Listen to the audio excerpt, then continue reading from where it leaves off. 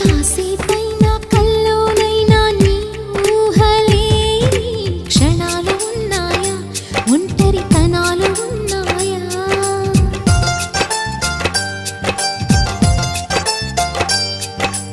ఏం చేస్తున్నా ఎటు చూస్తున్నా ఈ రూపులోనే ప్రతిదీ చూస్తున్నా నిన్నే ప్రపంచమంటున్నా.